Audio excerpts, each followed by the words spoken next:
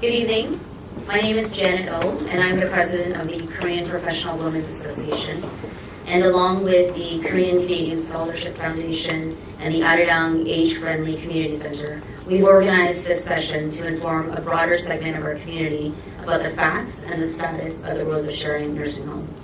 You may have heard some things. I'm sure you've heard a lot of things. However, though there is a lot of information available, we have found that the majority of the information out there is in the Korean language, so it has not reached all of us. Subsequently, we believe that the primarily English-speaking segment of our community may not know all the facts, and more importantly, what is the status of the nursing home and what we can do about it. So this is why we're here, and by joining us, you are already engaged, and we thank you. We'd also like to thank and recognize Arirang Korea TV, whose mission is to preserve the Korean identity and customs through media broadcasts and live events. We are grateful for the media support of executive producer Mingo Kim and reporter Alice Nayan Kim. Tonight, we will be hearing from a panel of distinguished community leaders, and I'd like to take a few moments to introduce them to you. Philip Cho is a partner with the law firm KRMC LLP. His practice is commercial litigation and insolvency. As part of his insolvency practice, Philip regularly acts for creditors, debtors, and court-appointed officers in various insolvency matters.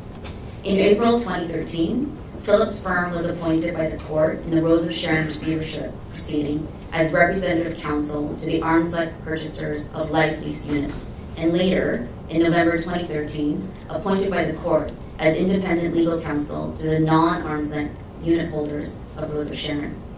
Phil acted as the primary lawyer on the matter and successfully negotiated a settlement agreement with the receiver and secured creditor and approved by the court that prevented the unit holders from losing their units or purchase monies.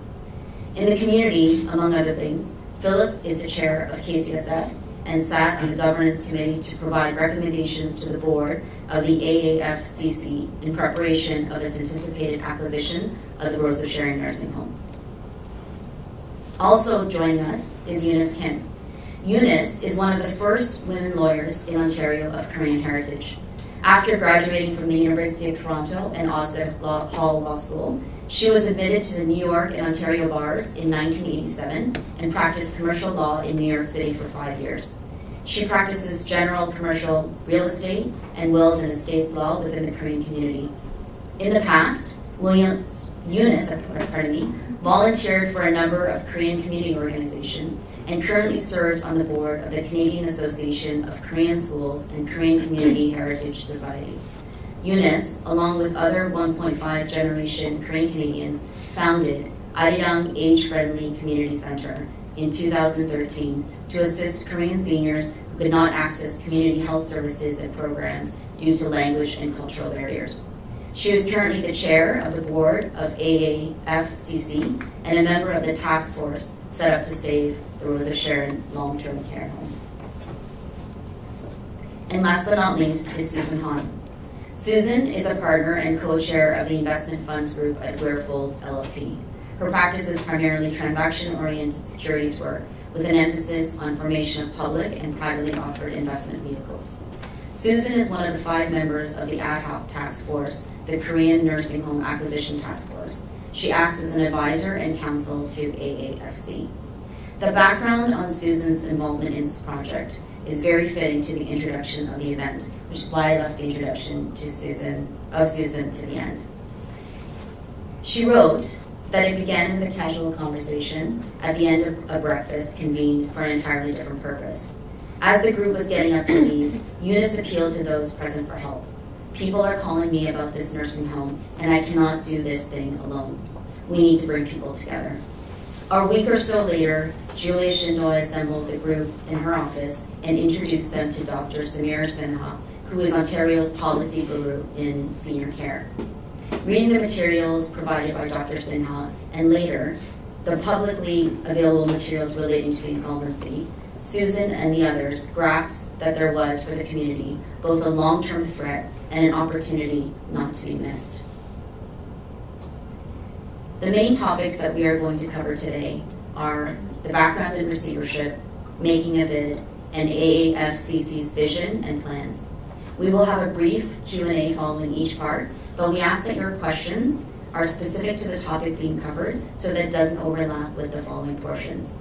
If you have any questions and you miss the opportunity during the mini Q&A, not to worry, because a general Q&A will be had at the end.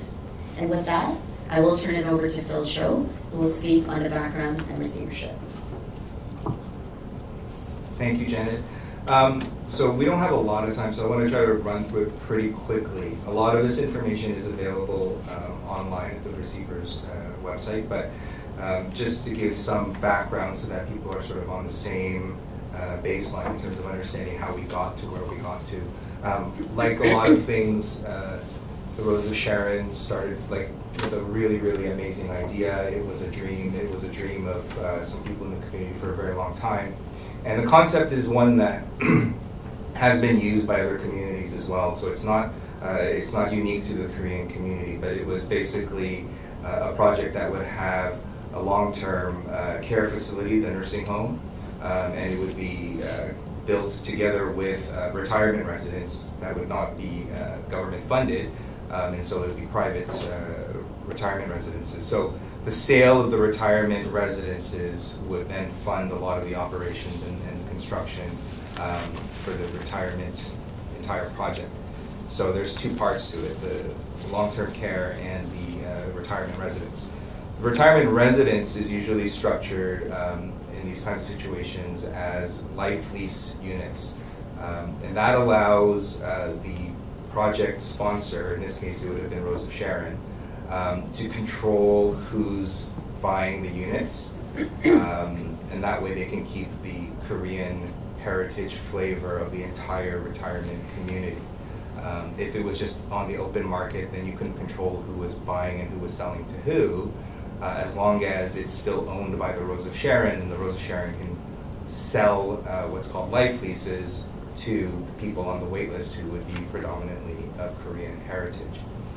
The license was granted to the Rose of Sharon by the Ministry of Long-Term Health and Care around 1990, and it was granted for the purpose of serving the Korean community. So it all sort of was coming together as part of this vision. A couple of the issues that sort of you might anticipate is life leases are not regulated in Ontario. So without the right kind of professional advice and experience dealing with this, and especially in the community, the purchasers of these life leases, if they don't understand what they're getting into, they don't understand what they're buying, and it's not being explained to them properly, you can imagine that there may be some problems going forward. So what happened is, on this project, the mortgage was taken out with People's Trust Company. They're the lender on this project. The loan commitment was done in about March 2005. It was for $17 million. It was insured by CMHC. So everything was sort of in place.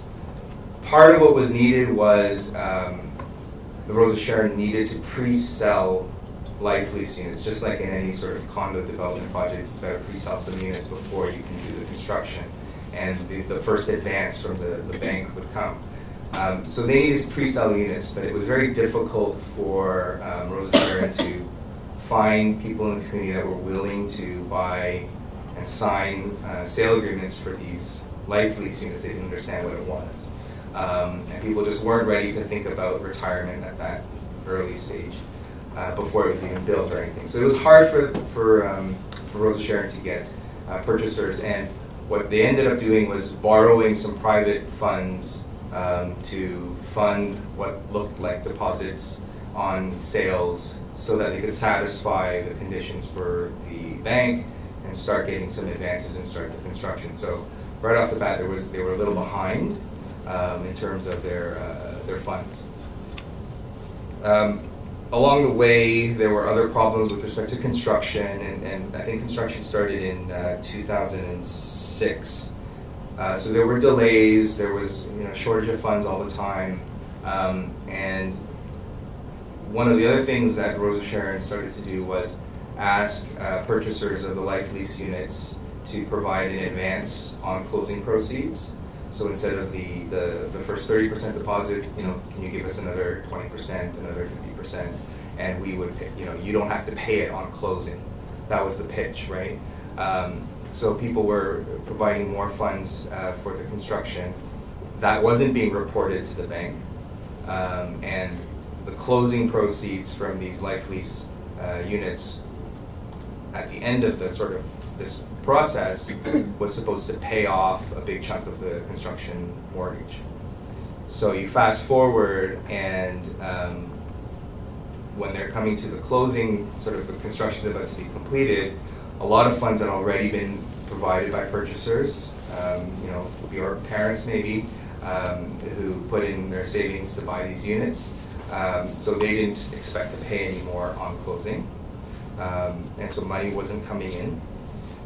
The other problem was that although they were told, some of the purchasers were told, you could get a mortgage just like you could get a mortgage on any condo, banks were not lending on life lease units. They didn't understand what it was, so you couldn't get mortgage financing. So some of these people just couldn't even come up with the money to close on these products. So there was a problem at the end when there wasn't enough money. People started to try to move in, and then that's when sort of everything kind of fell apart, and the bank came in and shut it down. They appointed a receiver. So the receiver was appointed in 2011, September 2011. The receiver was appointed. The receiver in this case is Deloitte Restructuring, and a receivership process, in this case it's a receiver manager. So a receiver is appointed by a creditor such as the bank that has a mortgage or some similar kind of security document.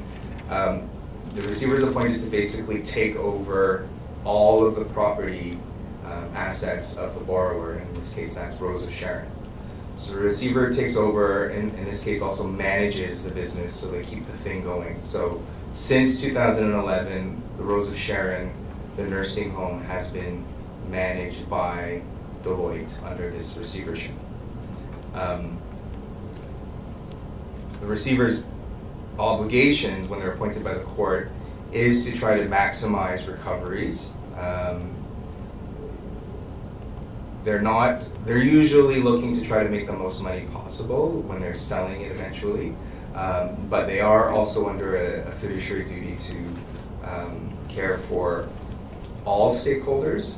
So in this case, all of the stakeholders that have an interest in this project, it's not only the banks and the creditors, but it's also the nursing home residents, it's the people who work there, the staff, the community, because it was a community-based project. So there are a lot of other factors that the receiver will have to consider in figuring out what to do with the project.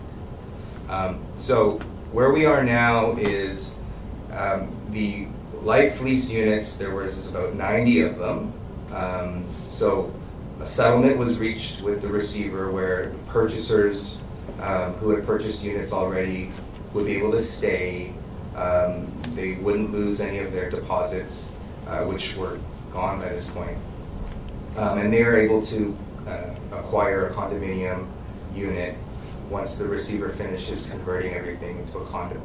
So the receiver's plan is to convert everything into a condominium on the life lease side. So instead of a life lease, it will now just be a straight condominium. The people who own it and other people who eventually buy it can just sell it just like you would a regular condominium. So unfortunately, that's going to prevent any control over who lives in the retirement units. It won't be a retirement home anymore, it'll just be a condominium. So that's in process.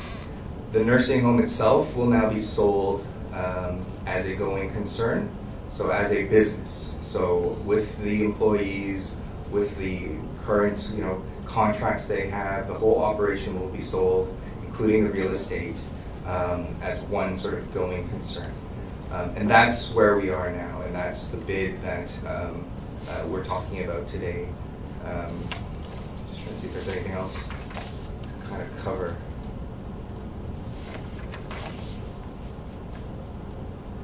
So one of the other things, when the sale is finally approved, It has to go through a few sort of approval processes.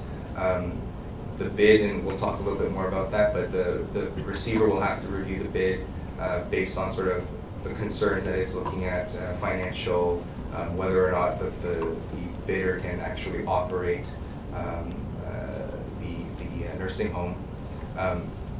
It will have to sort of maximize the recovery, but it'll also be looking to see if whoever acquires it is best for the other stakeholders. So as I was talking about, so the residents in there. So if there's a better chance that it can maintain its Korean heritage, it's a factor that it'll consider. It's not going to be an overriding factor, but it'll certainly be a factor. The receiver has to approve it. The Ministry of Long-Term Health and Care will have to approve the potential purchaser because the license would have to be transferred over to that entity.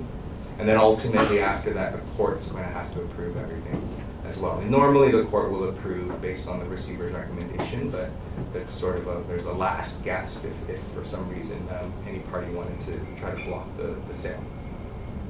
That kind of sums up what I wanted to talk about. So if anyone had any questions specifically about the receivership and that process and a little bit of the background of how we got there, happy to try to answer those now.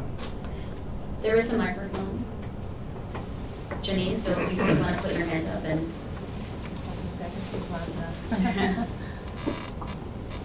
So, not really a question, but just to confirm what I'm hearing and kind of a relief that that's right. That under this receivership, that the home will remain as it is. It's more that the ownership is in question, but the business of long-term care and what they have already there would remain. It's a question of whether it's a Korean owned or could it just open to anybody who would bid for the business. So yes and no. I mean, it will stay the way it is now, but depending on the owner, the long-term strategy for the nursing home could change, right? So if for example, it's a non-Korean owner, they could very well decide to start staffing it with people from their community, right? So I'm gonna pick on the Chinese. If it's Chinese owned, they may start staffing it with people from the Chinese community.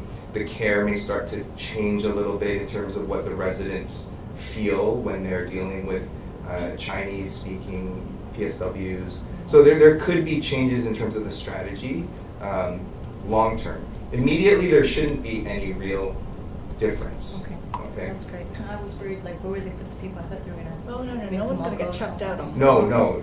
That was going to happen with the life lease units, like the retirement thing. That was about to happen. They were all going to be kicked in, but that wouldn't have happened. That doesn't happen for the nursing home. Okay. So, like in the nursing home sector, there are designated ethno-cultural beds, and these are 60 designated Korean ethno-cultural beds. In a receivership, there's no requirement that the purchaser under receivership maintain the character as ethno-cultural beds. Okay, thank you. So, I mean, like, there's actually a specific carve-out from the normal rules under human rights and all that other sort of stuff, where you can select your residents based on their Korean heritage, and you can discriminate in favor of Korean-speaking staff, for example. That's a carve-out from the normal human rights code to be able to operate what's a designated ethno-cultural bed. Well, that's in the license. Yes, That that's they in the have. license. That's correct. But it might be lost. That's right. But that doesn't mean they transferee- have to. No, but the Right. transferee does not have to respect that if the transferee who is able to put up the most amount of money to buy the license, because really, the assets that are up for sale by the receiver really consist of two things. One, the real property, which, that's the actual physical plant, and the second thing is the license. It's the license to operate the beds. So, is there an understanding of who are bidding for it? So that's a perfect segue to the next section, which is making a bid. So, you know what, I had prepared of some of these slides before, but I think we've covered a lot of this, so I'm not really going to go over any of this. Although, maybe I do want to talk a little bit about what the opportunity is. So basically, there's an opportunity here to acquire these 60 beds. Now, you know what? If you are now sort of senior person in the Korean community and you wanted to build out a facility for the long-term care of our seniors, there's no way you would do it for 60 beds on 3 floors in the middle of a building where there's no ability to expand upward or downward. But here we are. There's 60 beds. Those beds, in a way, belong to us because the original capital funding back in, 2009 or whatever, that built those beds, those were created for the ethnocultural beds, for the Korean community. The originators of the Rose of Sharon went to the ministry, or the ministry came to them or whatever, and they got the original capital funding to build the facility as Korean for seniors of Korean heritage. That's sort of what's at stake. That could end up being lost because in a receivership, essentially, all bets are off. There's no requirement for the transfer. So in a normal transfer from a transferor to a transferee of nursing home bed licenses, if the transferor is a not-for-profit entity, whether that's a charity or a municipality or other not-for-profit organizations that operate long-term care facilities, then the transferee must also be a not-for-profit entity. But in a receivership, all bets are off. A receivership, the receiver is able to select who the purchaser will be, subject to some of the things that Phil was talking about. Okay, so that's what it is. We have this opportunity to acquire the beds. There is definitely a need in the community for those beds, and we can talk a little bit more about, and Eunice is going to talk to you a little bit about why there is a need. But right now in the GTA, those are the only beds that are specifically dedicated under the terms of the license to seniors of Korean heritage. There are other nursing home beds that are operated for the benefit of Koreans, but the Koreanness, that is any food or programs or anything like that that are Korean, that's entirely done by volunteers. It does not come out of government operational funding, whereas the money that comes for those 60 beds, the operational funding, is specifically dedicated to Korean beds, okay? So the ones that she's referring to, it's the Castleview nursing home that's run by the City of Toronto, and there are sections in like floors in the nursing home that's reserved for Koreans, but the food and everything else, the Korean volunteers provide different churches. It's not funded by the government to provide these services, but this nursing home is different. The government funds for our community, so there's a distinction. Now think about it. I don't know, because I'm given different numbers. Linda gave me different numbers. Linda, you here gave me different numbers, but our community in the GTA is somewhere near 100,000 people, and I don't know exactly what the demographics look like in terms of the age profile, but I know that 60 beds is totally inadequate to meet the need, right? It's totally inadequate to meet the need. Okay, so we have the need. We talked about how much it would cost to build this facility from scratch, especially in the City of Toronto, especially because land costs in the City of Toronto are absolutely prohibitive. Anybody who's in real estate will know that. Okay, and when I say there's a threat here, even though it's not really fair to characterize the entire community by the misfortunes of one group, the truth of the matter is, if we go to the Ontario government and say, could we have some more capital funding to build a long-term care facility, they're going to say, you guys drove the first project into receivership, why are we going to give you any more money? Okay? So this is a little bit about the actual building. It's at Maplewood, which is near Bonds, St. Clair. Okay. And it's about 4 floors for 12-story buildings, as we already talked about. Okay, so for better or for worse, the receiver with the, it's, advised by its very able counsel, which I think are, Gowlings are the counsel to the bank, People's Trust, which are the mortgagee, and Blaney's, I think, Blaney and Mercury were the... Blaney's only independent counsel. Right, independent counsel. Gowings is really calling the Right. shots. Anyway, in their wisdom, they made the decision that they would realize more on the disposition of the assets by essentially severing the property, and like a strata title thing, where the residences, the life lease residences would be converted into just a regular residential condominium corporation, and the nursing home would be sold in fee simple. I don't know, those of you who are real estate lawyers might understand what that means, but basically it just means that you have title to that property. And it's turning out that taking a building which was originally conceived and built to be essentially one building and making it two separate legal properties is really not that easy. So not only are we looking at reciprocal rights of way and reciprocal easements and a cost sharing arrangement for the common facilities, but you have to divide up the boiler, you have to divide up HVAC, you have to figure out all kinds of stuff like that. And to make it even more complicated, the long-term care facility is highly regulated in terms of exits and egress, and I don't know, they have to have a higher grade of generator than most residential condos have to have, and all this, I don't even know what Tom might know, I don't know. Anyway, so it turns out that this sort of surgery of taking apart the residential condo from the long-term care, it's not easy. It's taking some time. And the receiver doesn't know exactly when that process will be complete.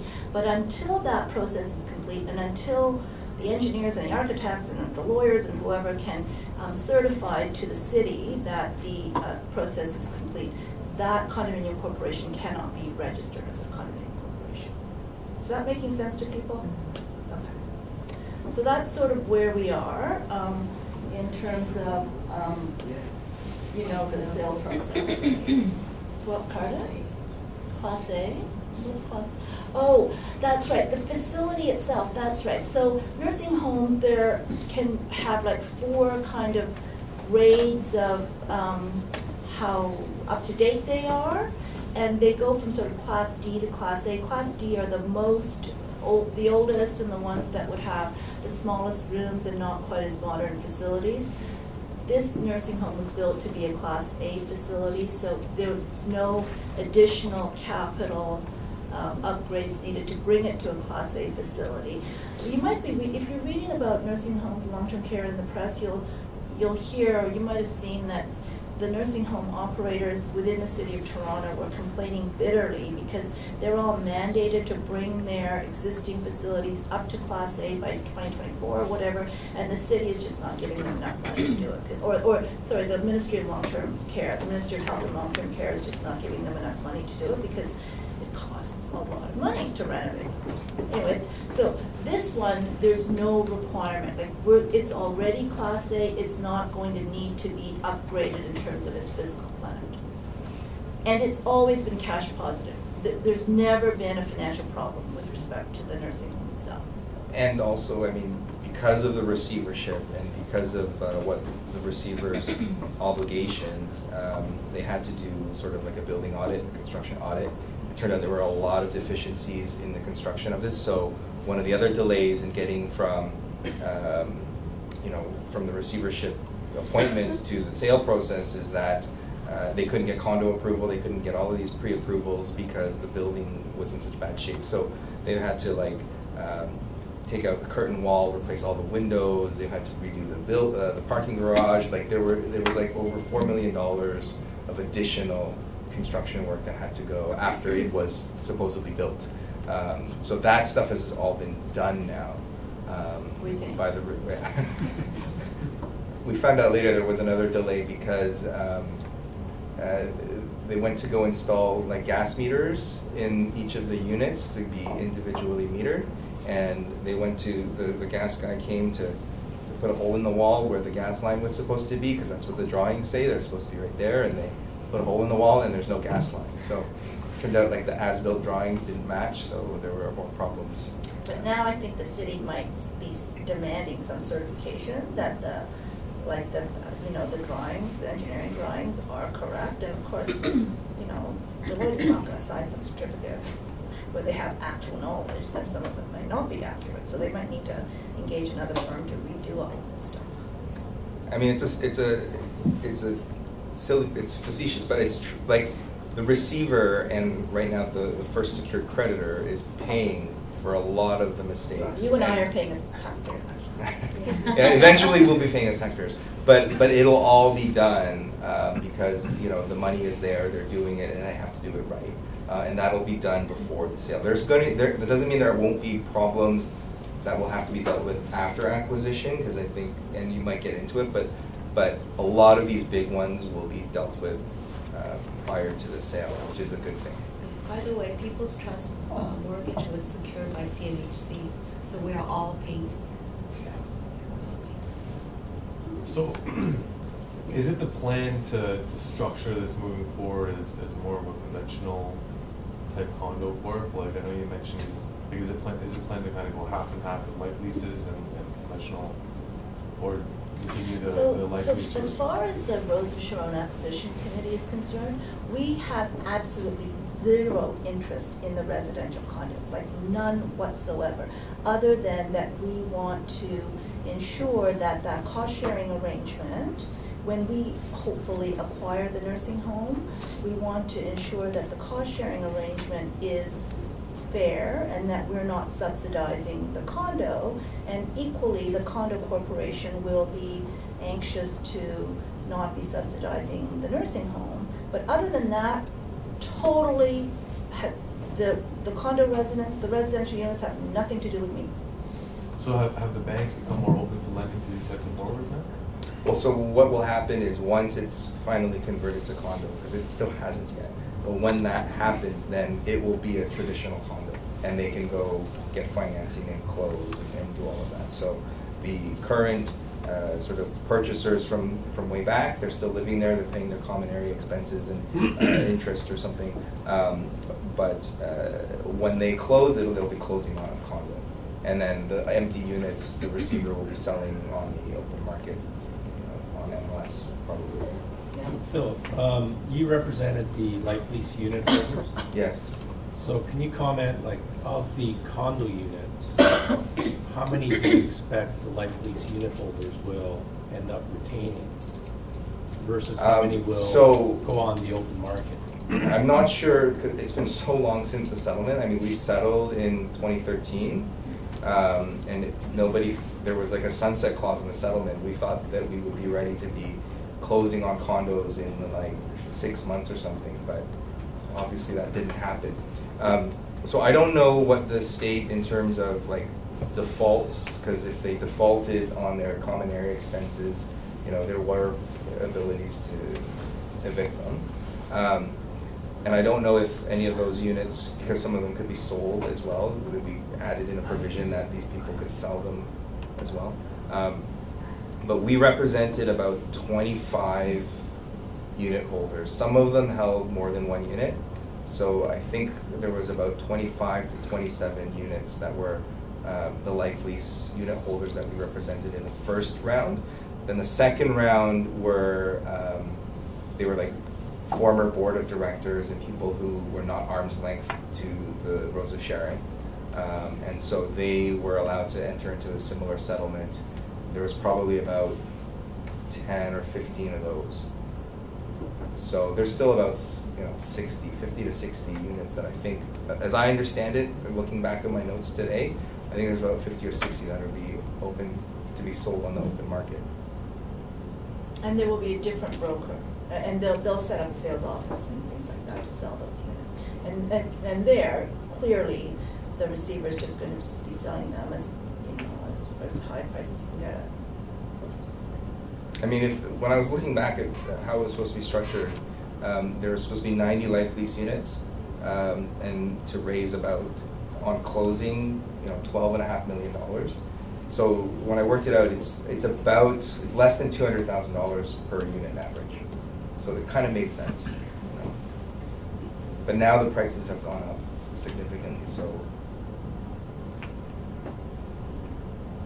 Does anyone have any other questions about the, oh, one thing I should tell you, so as far as the nursing home is concerned, the long-term care facility is concerned, the bidding process is going to be something called a sunrise bid, which means that the property will be listed and then interested purchasers will sign a NDA and then have access to a virtual data room and be able to look at the whatever there is to look at. I don't know. I mean, there's a lot that's already available publicly on the receiver's website, but I guess more detailed financial information and other confidential information, maybe some staffing information and things like that, because you're also acquiring, like, you know, you are the successor employer to all of the employees. And so you look around and then you will make a bid. And that bid has to be essentially a non-conditional bid. That is, it certainly can't be conditional on financing. You know, there'll be the usual sort of, we don't have to close if the thing burns down between now and closing kind of thing. But other than that, it can't be conditional on financing. You have to submit the bid. The receivers will review the bids that have been received, and what I'm told is if, you know, a couple of them are within 10 or 15% of one another, then those bidders may be asked to resubmit bid. But it's not an open bidding process. That is, you won't know what everybody else bidded, but you will know, you know, that the three of you or the two of you were within 10 or 15%, and so would you care to go back and resubmit? Yeah, so in Canada, they, on these insolvency type sales, it's usually this kind of closed bidding process. In the US it's different, but it's a closed bidding process, so you as a bidder, you have no idea what the other bids are. Only the receiver has, you know, knows what all the different bids are.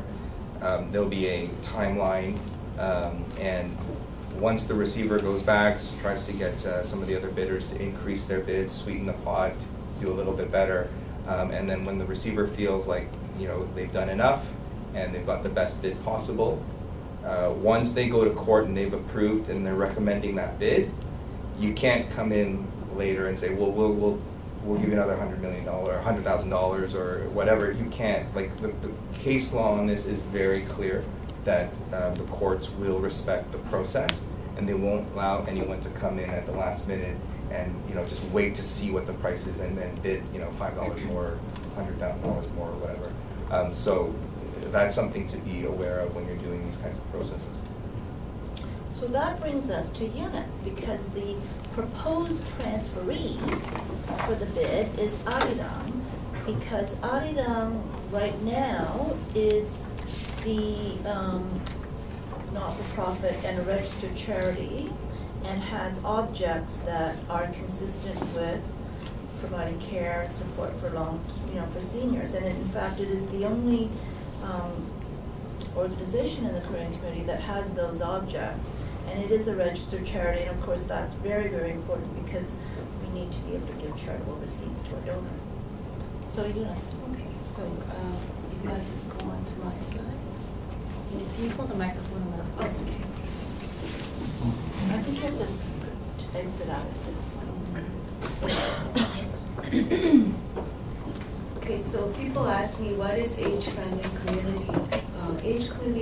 Age-friendly community, in our minds, is tries to address the needs of the seniors and of our aging community and our parents, basically. So our vision started with, to build an age-friendly community for the Korean Canadian seniors, to develop a multi-generational strategy for senior care. So this is basically our vision, and that's how we started. Initially, our vision was not to include a long-term care facility. Our vision was to provide the community health care services, which we are all entitled to. However, a lot of our seniors have problems accessing those health services. So why are we having a problem is because, as you know, the Korean community, we have a different culture. And linguistically, a lot of our parents have difficulty communicating in the English language. And as mentioned with, by others, as you age, you regress into your own culture.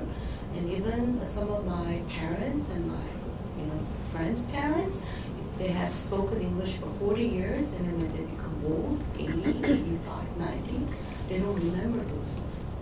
They can only communicate with their native language. So these are the issues that we face, and some of the demand from the community we outlined in the fact lack of culturally and linguistically appropriate health services, because they don't provide these services. I mean, they may provide translation services, but it's not always culturally appropriate. Our parents have limited knowledge and understanding of the existing health and social services systems. There's a severe shortage of Korean-speaking caregivers and PSWs. And then for a lot of seniors, they have low income, especially if they live alone. And also, a lot of the issues facing our seniors are transportation. They lack mobility.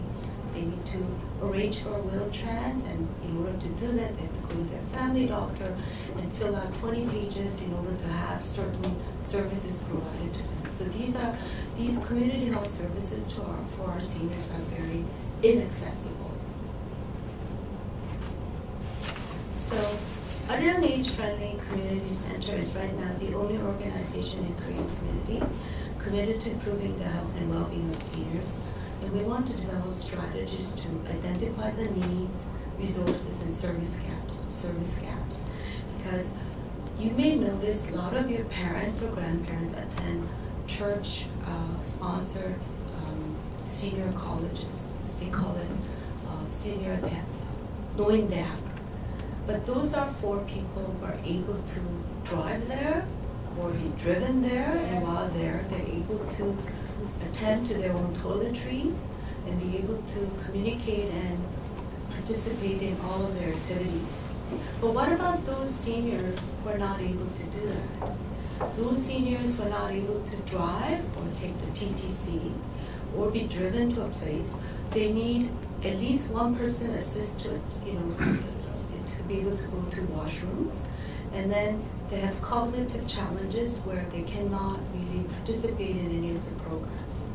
So when we set up this Arirang Age-Friendly Community Center, we are targeting those people who are not mobile, who are excluded from these activities. Yet the government of Ontario provides these services with our taxpayers' money. But we had no organization or programs that were getting these funds from LIN, which is the Local Integrated Health Network, which is funded 100% by Ministry of Health. So what we had thought of was that in order to access these government funds, we need to have an organization where we can not only try to bridge the gap, but also try to get the resource from our own community. We contacted over 10 major Korean churches to provide volunteers and commit their space so that we could run adult day programs for our seniors. These are the people who are excluded. They can be brought over to our programs by wheel-trans. They're serviced by Korean PSWs and they're given one meal a day, which is lunch, a Korean meal. For a lot of the seniors, I was surprised to find that is the only major meal of the day because they cannot stand and cook for themselves. So that's why we thought, okay, we need to grab our community resource. We have huge churches that remains empty during the weekdays. They can provide the services, and we have thousands of volunteers willing to help the seniors get the proper services. So we're trying to work with KCMA, the Korean Canadian Medical Association, the Korean Ontario Nurses Association, Korean Canadian Lawyers Association, and Korean Canadian Women's Association. So we're trying to work with all of these agencies to find out where the gap is, and we're trying to fill those gaps and try to get government funding for these programs. So that's how we came into being in 2013. We registered as a not-for-profit in 2014. We got our charity license in 2016. And So- Eunice, for the understanding of this group, is AAFCC the only purchaser at the moment? At the moment, yes. Well, from the it could- Korean From community. the Korean community. Right, from the Korean community, yes. The reason why some of other more well-known organizations cannot be jumping into this bidding process is that they need to go through annual general meetings and go through their change of mandate, and then also get the charities director to approve that mandate. Because of our, I guess because we're geared towards senior care when we were first set up, we were able to do all of that. We changed our mandate, so we filed articles of amendment to change it to include long-term care operations. And we also got the charities director to approve that we can accumulate funds for fundraising. So those have been done. So why am I here? I just want to appeal to you that, senior care is not just meant for seniors, it's meant for us. You have to realize, in order for our parents to be taken care of, we have to be proactive and have a strategy in place. And I think when we first set up the organization, we were just thinking in a narrow fashion. Oh, we want to run the program and have it so that some people can benefit from it. But we never really had any strategy as a community. So with this Rose of Sharon nursing home, which came about, and then everybody said, well, somebody's got to work on it, but we cannot lose it.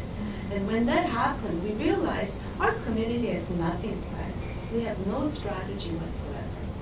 When you look at the benchmarking organizations that we look to, like EHOM, Geriatric Care, or Mongchang Foundation, they bought those lands where they built their nursing homes 20 or 30 years ago. Those are both in the Chinese community. Yes. You know, they're both in the Chinese community.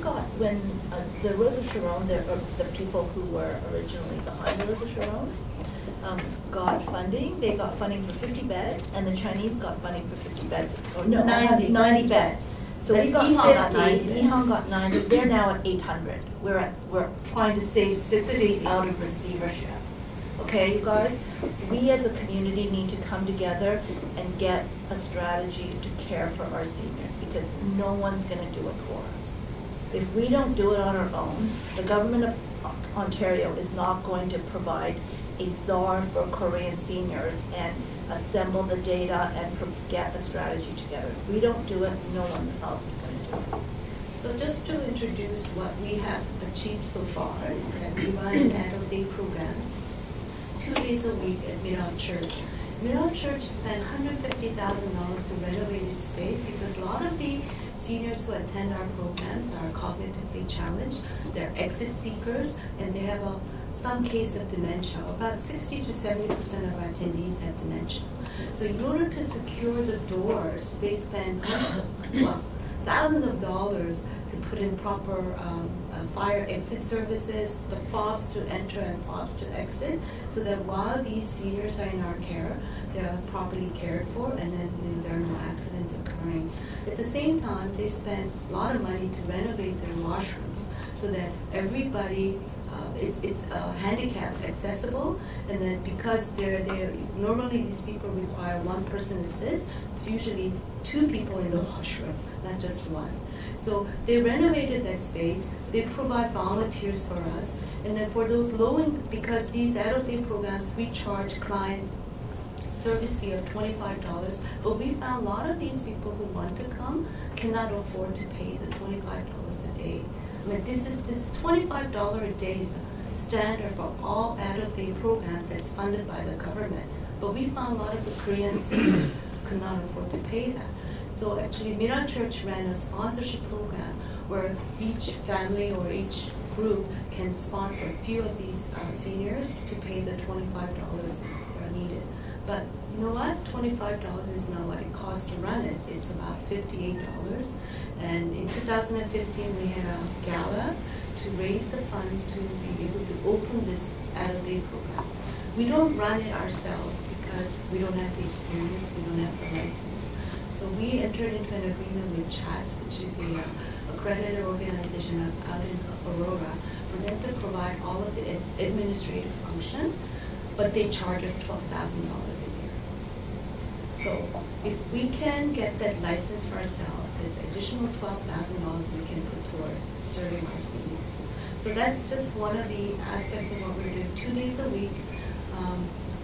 It's scheduled for 44 weeks a year. And from our community, we raised money in 2015. So we ran it for a year.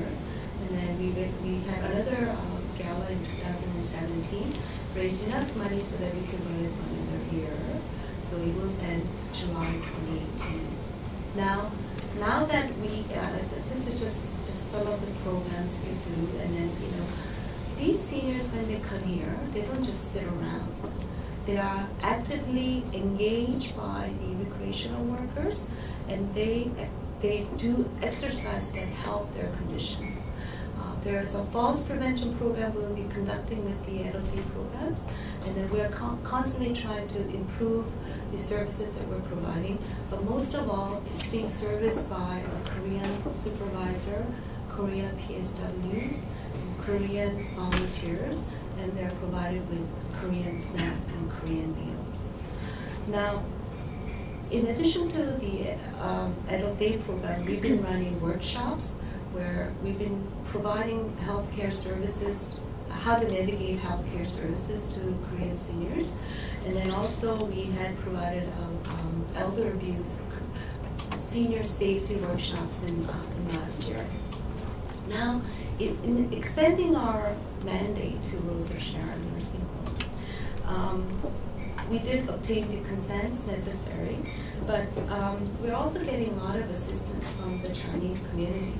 Surprisingly, we thought there will be our competitors, but when they realize we're very actively trying to keep the, this is the booklets we did with the workshops. This is the first workshop, Navigating Healthcare. It's printed in English and Korean, and then a lot of the Korean seniors like the fact that there are telephone numbers they can call, like, for example, I cannot breathe means 호흡 곤란, but we put it in in English, cannot breathe, so they can actually read it and be able to call 911 and get the help.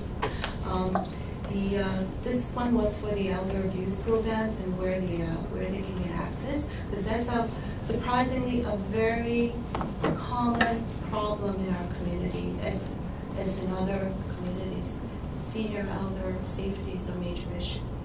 But going to Rose of Sharon, I want to say this is a spectrum of care that people see.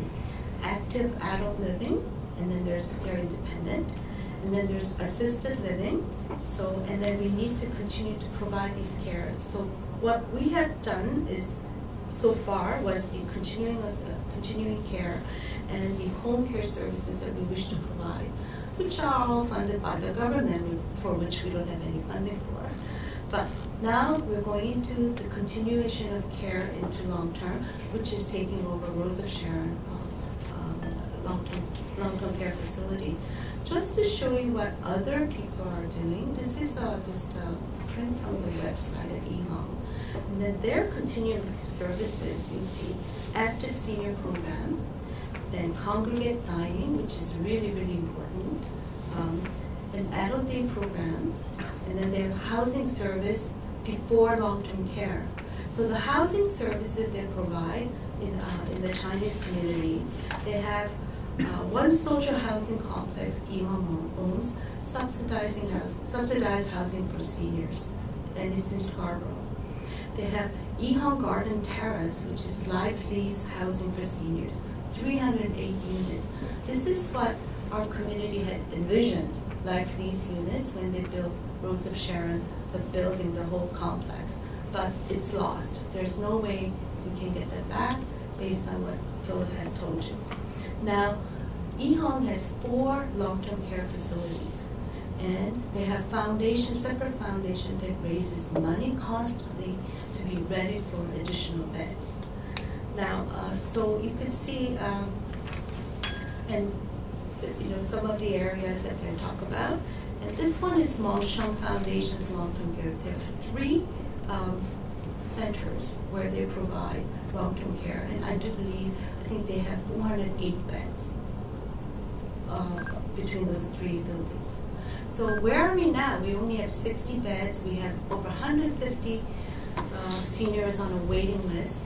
And the only way you can get into Rose of Sharon Nursing Home now is to be put on a crisis list and hope that someone dies. It's such an unfortunate thing, but that's the reality. Or what other options do you have? You can go to Castle View, which is a municipal-run, Toronto City municipal-run nursing home. But even that, you need to be put on a crisis list to be able to go. Rose of Sharon Nursing Home right now does not take anyone with serious dementia.